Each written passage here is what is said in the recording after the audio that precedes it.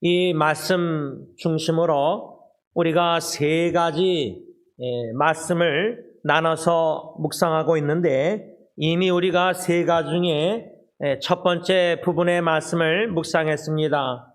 그 첫 번째 말씀이란 2절 상반절에 너는, 하나님께서 여호수아에게 뭐라고 말씀했냐면, 너는 여리고와 그 왕에게 행한 것 같이 아이와 그 왕에게 행하라. 이게 첫 번째 말씀이었습니다. 오늘 두 번째와 마지막 세 번째를 묵상하려고 하는데, 두 번째 말씀은 계속 읽습니다. 오직 거기서 탈취할 물건과 가축은 스스로 가지라.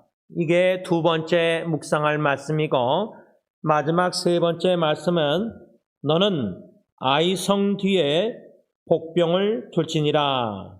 이것이 마지막 세 번째 말씀입니다. 이미 첫 번째 말씀을 묵상했지만 이 세 말씀의 배경이라 할까, 정리해서 짧게 생각한다면, 지금 하나님께서는 여호수아, 이스라엘 백성들을 그 next generation, 모세와 1세대는 다 죽고 여호수아와 갈렙 1세대와 2세대들이 하나님의 약속의 땅, 가나안 땅에 들어와서 첫 번째 성이, 이게 중요합니다. 첫 번째 성이 여리고 성입니다. 우리가 다 아는 이야기지만 첫째는 여리고 성이고 두 번째가 아이 성입니다. 이 여리고 성과 아이 성에 관하여 하나님께서 여호수아에게 하신 첫 번째 말씀은 여리고와 그 왕에게 이미 행한 것 같이, 그것은 전멸입니다. 전멸. 아이와 그 왕에게 행하라. 그래서 우리가 이 첫 번째 말씀을 묵상하면서 저는 어떻게 적용했냐면, 하나님께서 여호수아를 통해서 여리고 성, 가나안 땅 첫째 성 여리고 성과 그 왕과 모든 백성들, 라합만 빼놓고요, 그 가족들 전멸시켰습니다. 그 다음에 이제 아이 성과 그 왕과 백성들 전쟁에 나아가기 앞서서 그들도 여리고 성처럼 다 전멸하라. 이게 하나님의 여호수아에 향한 명령이었습니다. 이 첫 번째 말씀, 우리가 멸망 당해야 할 사람들이었는데, 예수 그리스도께서 우리의 모든 죄를 사해 주시고 우리를 구원하셔서 진정한 약속의 땅 가나안 땅인 새하늘과 새 땅, 새 예루살렘에 하나님의 나라의 천국의 저 사람들을 들어가게 하시고자 십자가에서 대속 죽으시고 하나님의 거룩한 진노 모든 걸 쏟아부으신 것을 다 받으시고 아버지께 버림받으시기까지, 그 결과 우리는 멸망당하지 않고 전멸당하지 않고 오히려 영원한 생명, 구원을 얻었다, 그 말입니다. 오늘 묵상할 두 번째, 세 번째 중에 두 번째 말씀 보시면, 오직 거기서, 여기서 거기서란 여리고 성이 아니라 아이 성을 가리킵니다. 오직 거기서 아이 성에서 여리고 성처럼 왕이나 백성들 다 전멸한 후에 아이 성에서는 탈취할 물건과 가축은 스스로 가지라. 이렇게 하나님께서 여호수아에게 명령하셨습니다. 이 아이성 전쟁과 여리고성 전쟁, 첫째 성과 둘째 성을 전쟁함에 있어서 이스라엘 백성들, 여호수아와 이스라엘 백성들이 전쟁함에 있어서 비슷한 점이 있고 다른 점이 있습니다. 비슷한 점이란 여리고 성이든 아이 성이든 다 전멸하라는 것은 동일한데요, 똑같은데 무엇이 다르냐면 여리고 성에서는 스스로 가지지 말라 그랬습니다. 다 전멸시킨 후에 거기서 뭐 물질들 다 뭐 가축도 이런 것들이요. 그것마저도 다 전멸하라 그랬어요. 또 하나님께 바칠 것은 바치라. 그런데 아이 성에서는요. 왕이나 사람들을 12,000명인가 다 전멸시키라 한 다음에 이 여호수아 8장 2절 보면 오직 거기서 앞으로 탈취할 물건과 가축은 너희들 여호수아 이스라엘 백성들이 스스로 가지라 그랬습니다. 저는 이게 좀 의문이 들었습니다. 아니 여리고 성에서는 다 전멸시키라 그러고 뭐 주님께 바칠 건 뭐 바치라 그런다는데 왜 아이성에서는 전쟁에서 승리한 후에 탈취물들을 이스라엘 백성들이 가지라 그랬을까? 왜 그렇게 다르실까? 하나님의 명령이. 제 생각에는 가나안 땅에 약속의 땅에 들어와서 가나안 족속들과 전쟁하면서 첫째 성 여리고성은 전멸시킨 후에 하나님께 첫 열매. 그래서 여러분 어떤 분들은 인컴 수입을 받으면 항상 먼저 11조나 감상금이나 딱 떼어넣어서 먼저 물질을 바치고 또 하루의 첫 시간인 아침 일어나서 첫 시간을 주님께 바치고 뭐 자녀들 중에 첫째 자녀도 마음으로 주님께 바치고 모르겠어요. 뭐 한국에서는 어떤 권사님 보니까 이렇게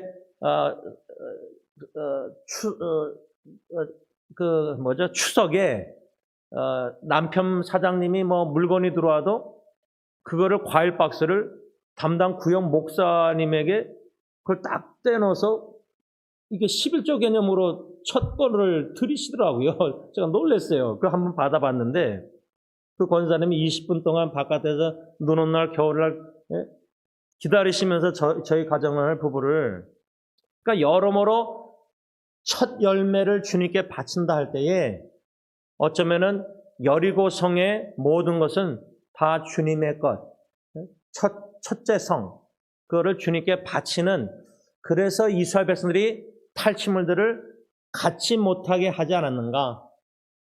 그 대신 하나님은 이 아이성에서는 전쟁에서 승리한 후에 너희들이 탈취물들을 다 가지라. 그러지 않았나? 그 말은 하나님은요 여호수아와 이스라엘 백성들 하나님의 백성들에게 복을 주시기를 원하시고 기뻐하시는데 성경 말씀에 보면요 불신자들이 쌓아놓은 재물들도 하나님께서는 그거를 하나님을 경외하는 자에게 주시려고 그렇게 예비하신다는 말씀이 있습니다. 그러니까 하나님은 하나님의 자녀들 백성들에게 복 주시기를 원하시고 기뻐하시는 하나님입니다. 그러나 첫 열매는 첫 것은 우리가 마음가짐이 항상 먼저 그의 나라와 그의 의를 구할 때 모든 것을 더하신다는 마태복음 6장 33절을 믿음으로 말미암아 우리의 섬김의 삶의 신앙생활이 항상 제일 귀한 것 첫째 거는 주님께 바치려는 시간이든 건강이든 뭐 물질이든 자녀든 모든 면에 있어서 첫 번째 거를 주님께 떼어놓고 주님께 먼저 드리려는 자세 마음가짐이 저는 귀하다고 생각합니다. 이 말씀을 이렇게 여리고성과 아이성과 비슷한 점과 다른 점을 생각함에 있어서 여리고성의 아이성과 또 다른 점이 뭐냐면 여리고성은요 하루에 한 바퀴씩 이렇게 돌게 하잖아요. 아니 어떻게 그렇게 큰 여리고성과 전쟁함에 있어서 하나님께서는 어떻게 명령을 한 바퀴씩 돌게 하고 제사장 앞에 서고 뭐 그러잖아요. 근데 일곱째 날에는 7바퀴 돌게 하면서 소리를 지르게 하잖아요. 그런 명령을 여리고성을 점령함에 있어서 여호수아가 받았을 때 이성적으로 상식적으로 이해가 안 되는 하나님의 명령을 믿음 겸손함 없이는 순종 안 합니다. 아니 전쟁을 여리고성과 싸워서 무기와 숫자와 사람들과 뭐 모든 거 다 전쟁하면서 그렇게 되는데 그러니까 우리가 영적 전쟁을 할 때에 마음밭에서나 우리가 자신과의 싸움이나 세상과 죄악과 마귀 사탄 이렇게 전쟁할 때 우리의 이성을 의지하고 이렇게 전쟁에서 싸우면 이길 것 같아도요, 자꾸만 지는 이유가 우리의 명철을, 상식과 경험을 의지하지 말고요, 하나님의 말씀 명령대로 순종하는 게 승리의 비결이라는 겁니다. 그러니까 여호수아가 하나님의 말씀 그대로 행했더니 여리고 성이 무너졌습니다. 물론 하나님께서 명령한 대로 순종한 것도 있고 여호수아가 정탐꾼도 보냅니다. 근데 정탐꾼을 2명을 보냈는데 라합, 기생 라합이 한 말을 통해서 하나님께서 이스라엘 백성들 출애굽에서 건져내서 홍해바다 앞에서 물을 마르게 한 거 듣고 간담이 높고 마음이 높고 또 아모리 사람들 다 왕이나 다 전멸시킨 걸 듣고 이미 라합뿐만 아니라 여리고 상 사람들은 간담이 높고 마음이 녹을 정도로 두려워했잖아요. 그런데 여러분 그렇게 하나님의 말씀대로 순종해서 정탐꾼이 돌아와서 확신을 갖고 하나님이 이 성을 우리에게 주셨습니다. 하여튼 그렇게 여러모로 역사하셔서 여리고 성에서 전쟁에서 승리합니다. 하나님이 하신 거예요. 그런데요, 흥미로운 게요, 2번째 성 아이성 전쟁은요, 정탐꾼 보냈는데 한 2-3천 명만 보내소서 그래요. 돌아와서 여호수아에게. 제가 좀 계산을 해봤어요. 아이성의 모든 그 숫자가 몇 명이냐면 남녀가 12,000명이에요. 그러니까 여리고 성보다 아주 작은 아이성에 12,000명이면 이스라엘 백성들 한 2-3천 명, 3천 명을 보내요. 그러니까 4분의 1을 보내는 거예요. 근데 우습게 본 거죠. 근데 전쟁에서 져요. 도망가서 36명이 죽어요. 그때 뭐라 그러는지 아세요? 이스라엘 백성들이 마음이 간담이 녹아버려요. 저는 그 말씀 묵상하면서 여리고 성에서는 여리고 사람들이 마음이나 간담이 녹고 두려워하고 이스라엘 백성들 하나님이 함께 하시니까 그 소식들을 듣고, 근데 아이성에서는 우습게 생각하고 2-3천 명만 보내셔서 했다가 결국 36명이 죽고 패하고 도망가면서 간담이 녹고 여호수아와 장로들이 울부짖고 기도합니다. 그러니까 우리가 이 말씀들을 문맥을 흐름을 보면은 여리고성에서는 하나님의 말씀 명령대로 순종해서 승리합니다. 근데 승리 후에 또 다른 승리를 우리가 원하지만 아이성에서 패했다는 것은 우리에게 주시는 겸손한 교훈이 있다고 생각합니다. 승승장구하는 크리스천 기독교 믿음의 사람들은 없다고 생각합니다. 승리할 때가 있고 패할 때가 있고 또 패할 때가 승리할 때보다 더 많을 수도 있습니다. 중요한 거는 아이성에서 패한 이유가 뭐냐? 왜 우리가 영적 전쟁에서 패해서 가정에서부터 이렇게 주님의 사랑과 겸손함으로 섬기지 못하고 교만하고 사랑이 없이 꽹과리처럼 말로만 섬기고 실제로 삶으로 행동으로 진실되게 섬기지 못할까? 교회에서도. 특별히 예수 믿지 않는 영혼들은 섬김의 목적이 영혼 구원이라고 우리가 배웠으면은 예수 믿지 않는 식구들은 남편, 아내로, 부모, 자식으로 보기보다 영적으로 죽은 사람이며 멸망당할 사람으로 구원 받아야 될 영혼으로 주님의 마음으로 사랑으로 겸손히 섬겨야 되는데 그거조차도 우리는 못합니다. 남편으로 보이지 아내로 보이지 불신자 영혼 죽어가는 영혼으로 불쌍한 동정 국리에게는 마음이 안 듭니다. 그러니 그런 섬김은 꽹과리죠.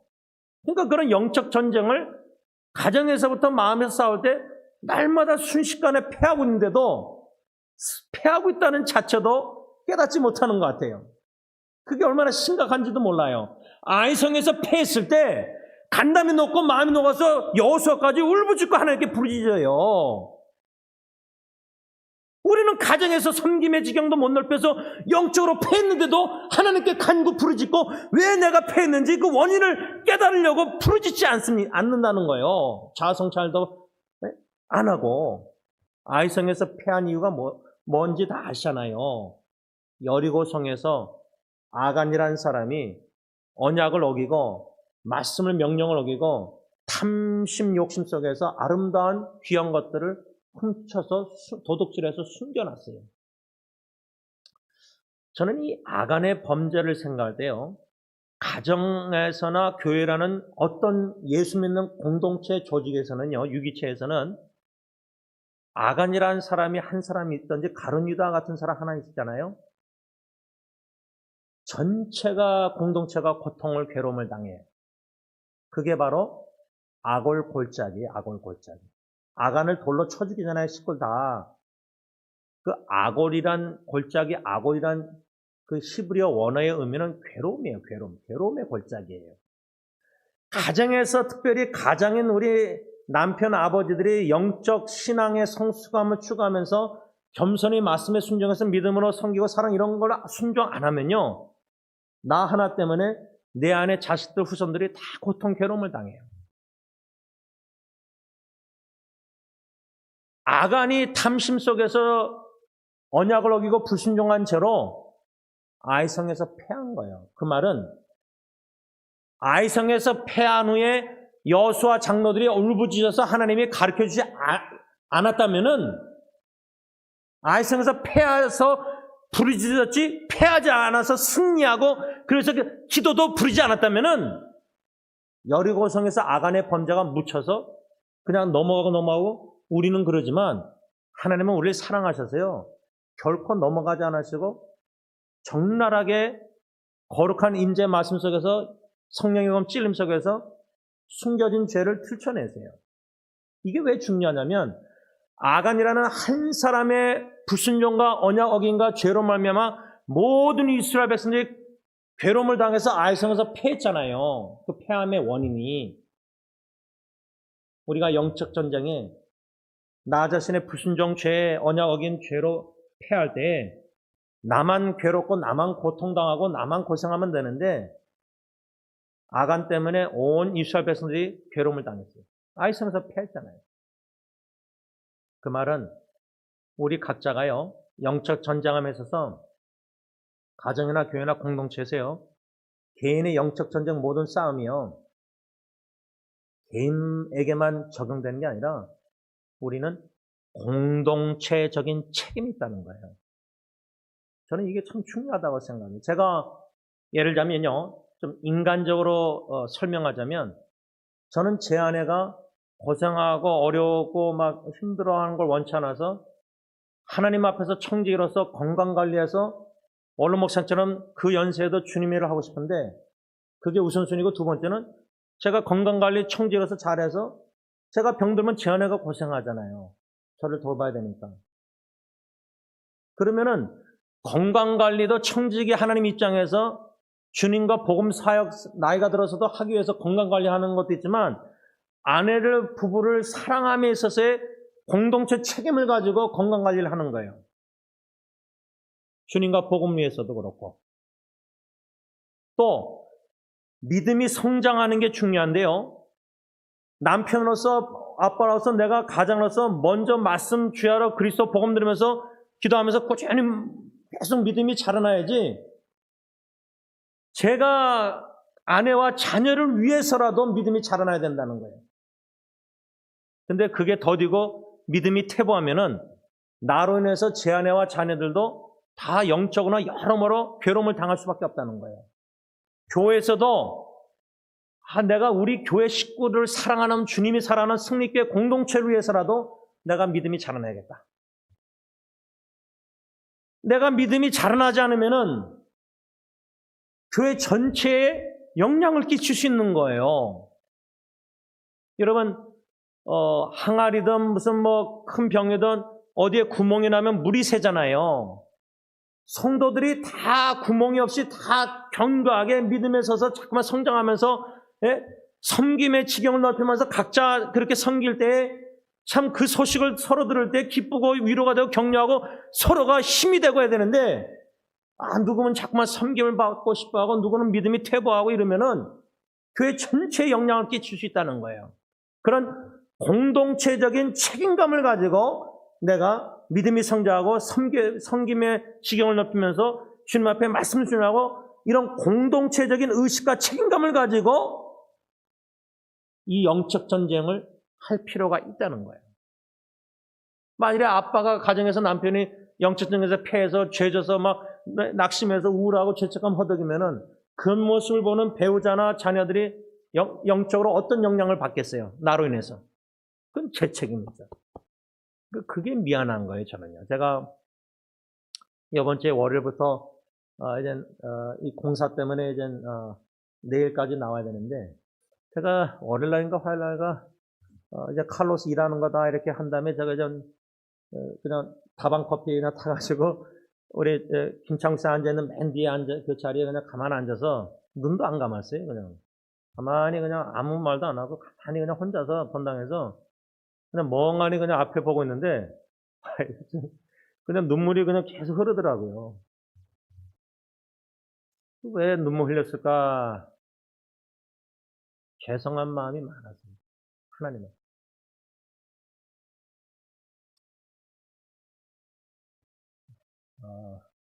임봉이 할머님이 돌아가시고 나서 그 장례 예배 때 손녀딸이 할머니는 찾아갈 때마다 식구들에게 두 마디를 자주 하셨대요. 미안합니다. 감사합니다. 저는 그게 참 명언이라고 생각해요. 그때 조사에 제가 은혜 받았는데 진짜 그 후로 제가 지금 계속 이렇게 신앙생활 걸으면요. 딱 두 마디예요. 하나님 죄송합니다. 가족 식구들, 친척들, 교회 식구들, 주위의 동역자들, 형제자매들 참 미안한 마음, 그 다음에 감사하는 마음, 어느 게 더 크냐? 그날은 본당에서 죄송한 마음이 너무 컸어요. 왜 그럴까? 제 자신이 가정에서나 교회에서나 지도자로서 공동체적인 책임을 감당 못했기 때문에. 여러분들은 모르죠. 주님과 저만의 안. 저도 잘 모르죠. 그냥 아는 것만 성령님 양심의 찔림 속에서 죄송하고 이기고 싶은데 지니까. 피하니까 아이서. 영적 전쟁에 여리고성만이 좀 많았으면 좋겠는데 하나님의 명령에 여호수아처럼 돌면 돌고 그냥 순종하면 되는데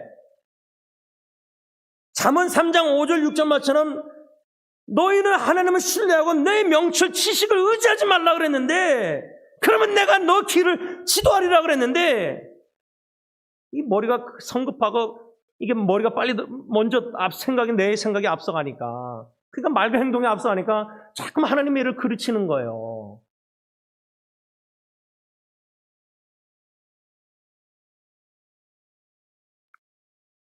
죽을 때까지 저는 임봉희 할머님 조사 은혜 받은 거 죽을 때까지 두 마디 하나님 교회 식구들 가정 다 형제자매들 죄송합니다. 그게 많지만 죽기 전에는 저는 마음에 간절한 소원이라기보다 하여튼 기원이 언젠가는 죄송한 마음보다 감사하는 마음이 더 넘치는 그런 은혜를 하나님이 저는 반드시 주실 믿어요. 그 과정에 지금 자신과의 씨름하는 중에 야곱처럼 unless you bless me 하나님 축복해 주신 전까지는 천사를 놓지 않고 붙잡고 씨름했잖아요. 이러한 주님과 1대1로 씨름 속에서 여리고성처럼 승리의 삶을 살고 싶은데 이 아이성이 조그만 성 우습게 봐가지고 그냥 별거 아닌 것 같은데 그냥 넘어가고 넘어지고 유혹의 죄를 짓고 불순종하고 자기 명체를 의지하고 말과 행동에 그리스도의 섬김에 사랑에 빛이 안 되고 섬김 받기를 원하고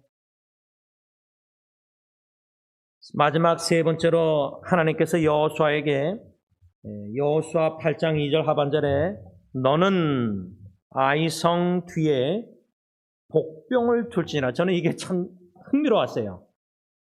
여리고성과 아이성의 비슷한 점과 다른 점 중에 이 다른 점 또 하나는, 아니 여리고성은 뭐 그냥 돌라 그러고 뭐 그러다가 나중에 일곱 바퀴 일곱 번째 뭐 소리 질러 이렇게 해서 그렇게 전략을 주셨는데 어드바이스를. 근데 아이성에서는 먼저 패했잖아요. 졌잖아요. 근데 하나님의 전략은요, strategy. 뭐 여리고처럼 돌라 그게 아니라 복병을 드는 거, 복병. 근데 잘 보세요. 우리 김철 목사님 ROTC니까 더 이거 잘 아실 텐데, 전 군대 안 가서 모르겠지만, 유인작전을 핍니다, 유인작전. 그러니까, 처음에는 3,000명 보냈을 때, 여수와 지도자는 안 올라갔어요. 패했잖아요.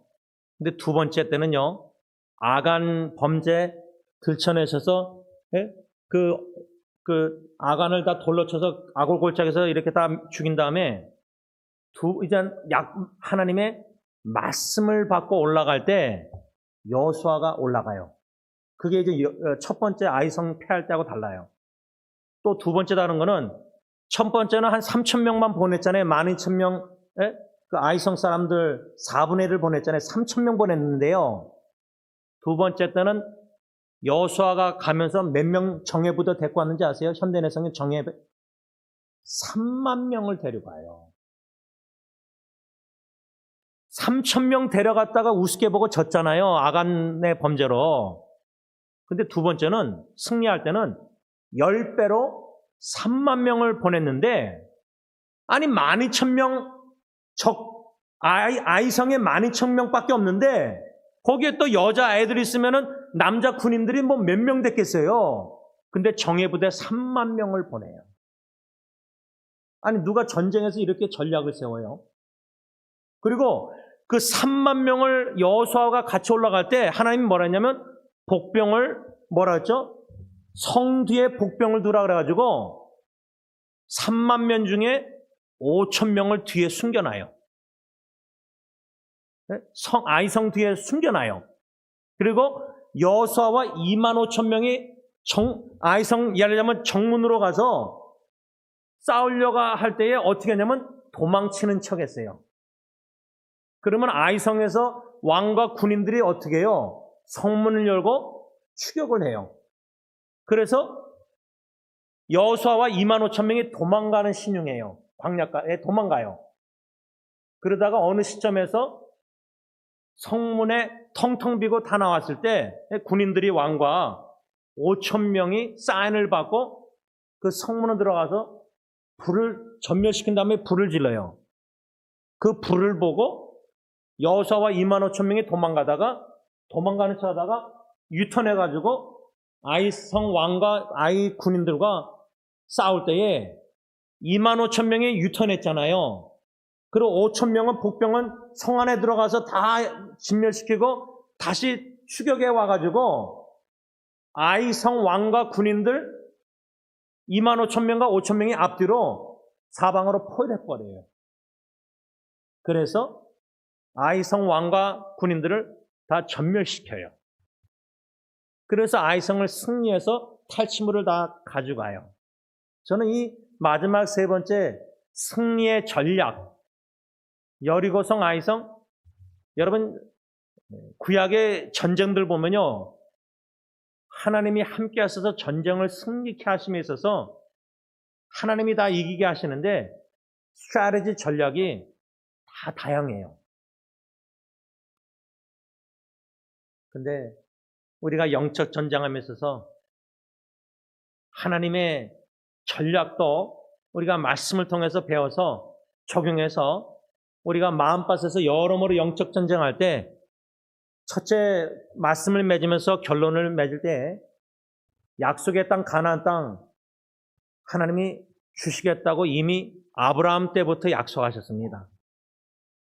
그 약속은 변함이 없어요. 문제는 우리가 변질돼서 불순종하기 때문에 아이성에서처럼 작은 데서 패하는 거예요. 하나님은 약속하신 바 반드시 성취하신다는 거예요. 가나안 땅 주겠다. 반드시 주세요. 그런 관점에서 두 번째로 여리고 성에서의 승리는 하나님의 말씀에 여호수아가 순종해서 승리해요. 그런데 아간이라는 한 사람의 언약 불순종, 탈취, 탐심에서 욕심내서 도둑질함으로 언약을 어김으로 전체 이스라엘 백성들이 괴로움을 당해요. 그래서 아이성 두 번째에서 패해요. 우리의 영적 전쟁의 패배의 원인이 뭘까? 불순종, 탐심, 욕심, 이런 교만함, 이런 것들 말씀에 비춰볼 때 우리 자신 이거를 회개하는 게 급선무라는 거예요. 승리하기 위해서는. 마지막 세 번째로 하나님께서는 복 주시기를 기뻐하셔서 두 번째 아이성에서는 이 승리한 다음에 다 가지라 그랬는데 이 복 주시기를 원하시는 하나님의 복을 우리가 아간처럼 불순종해서 눈에 코앞에 요것만 보고 욕심내서 갔잖아요. 아름답게 보여서. 근데 하나님은 아이성에서 승리한 다음에 다 이걸 다 주기 원하시는데 하나님의 때 다 주시는데 아간처럼 안목의 정력 뭐랄까 정력 속에서 탐심 속에서 우상을 섬겨서 그걸 숨겼잖아요. 숨겨놨잖아요. 그러니까 우리가 복을 걷어찬다는 거, 하나님의 복을.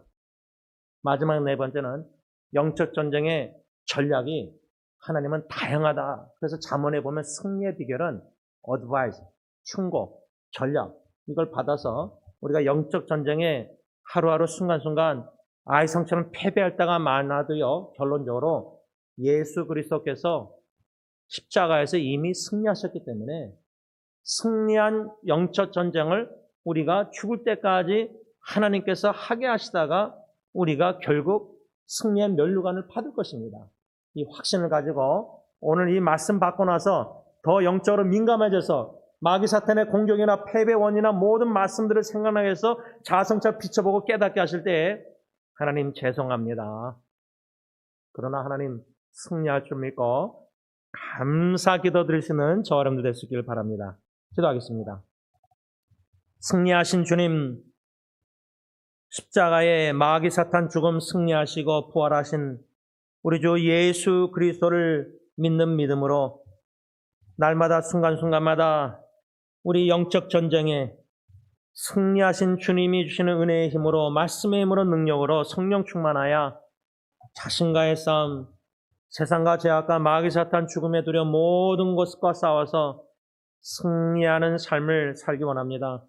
우리가 통성기도하기 전에 불렀던 찬양 주의 진리 말씀 깃발 들고 나가세 목숨을 바쳐서 싸움터로 나가세 마음의 싸움터 자신과의 싸움에서 패할 때가 수없이 앞으로도 죽을 때까지 많겠지만 예수님이 승리하신 줄 믿고 주님만 의지하고 내 명체를 의지하지 말고 주님의 말씀에 하나님의 은혜로 성령 충만하여 순종하여 승리의 삶을 삶으로 하나님께 영광 돌리며 하나님을 기쁘시게 하며 공동체적으로도 승리의 간증과 찬양 경배가 끊이지 않게 하여 주시옵소서.